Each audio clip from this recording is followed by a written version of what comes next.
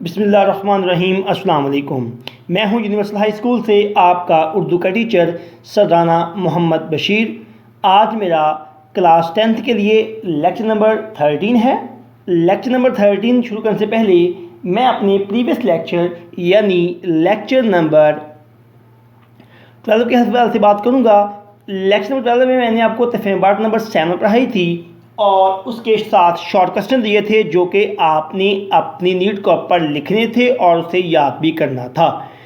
मैं उम्मीद करता हूं कि तमाम बच्चों ने ये काम किया होगा, इसे अपनी नीट के ऊपर लिखा भी होगा और याद भी किया होगा। अब बगैर ताख़ीर किए मैं अपनी आज के लेक्चर नंबर 13 की तरफ बढ़ता हूं।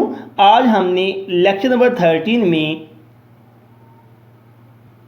पहली गज़ल पढ़नी है। आज हसरत मोहानी इसके शायर हैं और आपकी बुक का पेज नंबर है 156 पर ये गज़ल लिखी हुई है।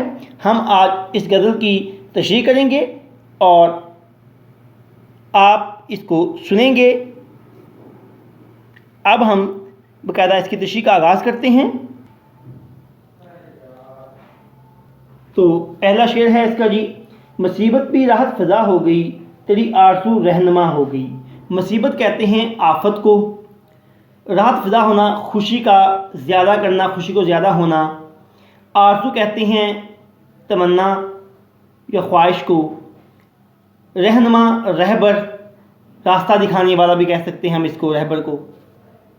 तमाम बच्चे साथ साथ बड़ा मीनिंग अपने लिखते जाएंगे। लेड पेंसिल अपने हाथ में रखें। जो बड़ा मुश्किल फात के मैंने बताता जा रहा हूँ साथ साथ आप लिखते जाएँ। दोबारा फिर मैं रिपीट करता हूँ। मुसीबत कहते हैं आफत को, राहत फ़ज़ा खुशी को ज़्यादा करना, तमन्ना आरज़ू ख्वाहिश, रहनुमा रहबर रास्ता दिखाने वाला। तशरीह शेर में हसरत मोहानी अपने महबूब से मुखातब हैं।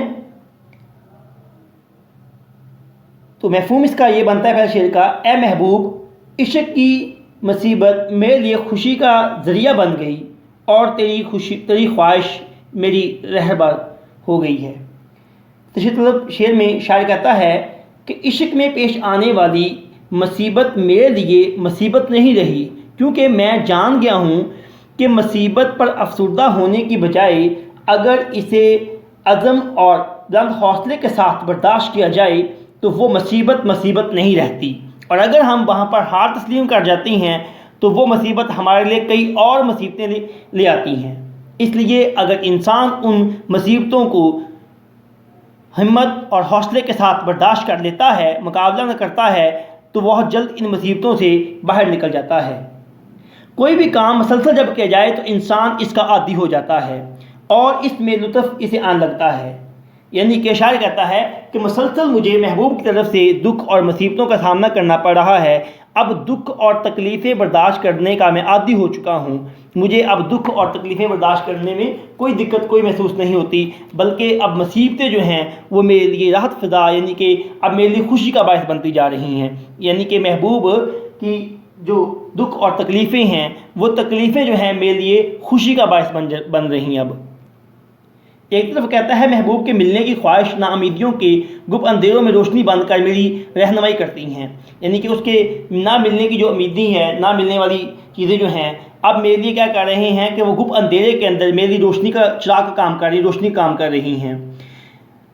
गमों को सहने का हौसला देती हैं। अब वो दुख और तकलीफ़ें जो हैं मुझे मज़ीद गमों, दुखों और तकलीफ़ों को जो है बर्दाश्त करने का हौसला देती हैं। बकौल शायर तेरी याद आ गई गम खुशी में ढल गए, एक चिराग क्या जला 100 चिराग जल गए। ये नेक्स्ट शेर शुरू करते हैं जी। ये वो रास्ता है दियारे वफ़ा का, ये वो रास्ता है दियारे वफ़ा का, जहाँ बादे सरसर सबा हो गई। मुश्किल फात के मायने देखिएगा। बादे सरसर कहते हैं तेज़ आंधी को, सबा कहते हैं सुबह की ठंडी जो हवा होती है उसे कहा जाता है। दियारे वफ़ा गली, मोहब्बत की गली या मोहब्बत ऊँचा से कहा जा सकता है। इसका मफ़हूम बनता है शेर का कि वफ़ा के शहर को जाने वाला रास्ता ऐसा है कि जहाँ जाते जाते हुए कभी तेज़ जो आंधियाँ होती हैं आशिक को खुशगवार हवाएं महसूस करना पड़ती हैं। तो शेर में शायर हसरत मोहानी बयान करते हैं कि महबूब के दर तक जाने वाला रास्ता कितना ही पुरखतर क्यों ना हो, یعنی خطرناک کیوں نہ ہو، عاشق اس راستے میں پیش آنے والی ہر مصیبت اور پریشانی کا خندہ پیشانی سے مقابلہ کرتے ہیں۔ وفا کے راستے پر چلتے ہوئے وہ محبوب سے ملنے کی ہر مشکل کڑی کو سمجھ جاتے ہیں، برداشت کر جاتے ہیں۔ یعنی عشق و محبت کا اگر کوئی انسان روگ اپنے دل کے اندر پیدا کر لیتا ہے تو وہ جان لے کہ عشق اور محبت جو ہے وہ ایک دکھوں بھرا راستہ ہے۔ اس راستے کی ابتدا جو ہے انسان کو بڑی سوچ سمجھ کر کرنی چاہیے، کیونکہ کائنات کا جو عشق و محبت ہے اس میں سوائے رسوائی کے اور کچھ نہیں ملتا۔ تو اس لیے اس راستے پر چلنے والے انسان کو یہ بات طے کر لینی چاہیے پہلے ہی کہ اس راستے پر ہر طرف دکھ اور تکلیفیں ہی تکلیفیں ہیں۔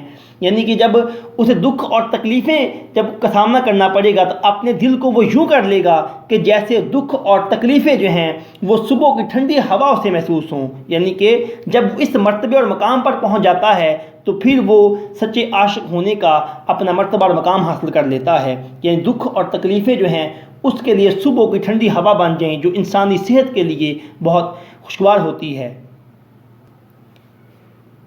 جی تو یہ تھے بیٹا آج کا آپ کا لیکچر نمبر 13۔ میں امید کرتا ہوں کہ تمام بچوں کو سمجھ آیا ہوگا۔ بیٹا آپ کا جو ہوم ورک ہے اس کا سیکنڈ جو شعر ہے بیٹا وہ آپ نے اپنی نیڈ کو پر لکھنا ہے، یاد دونوں ہی کرنے ہیں آپ نے۔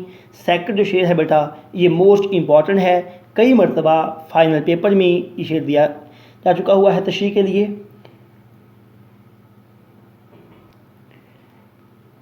اور نیکسٹ ہمارا لیکچر نمبر 14 ہوگا جس میں ہم پہلی غزل جو ہے حسن موہن صاحب کی، ہم اس کے باقی اشعار کی تشریح کریں گے۔ اور تب تک کے لیے اللہ حافظ۔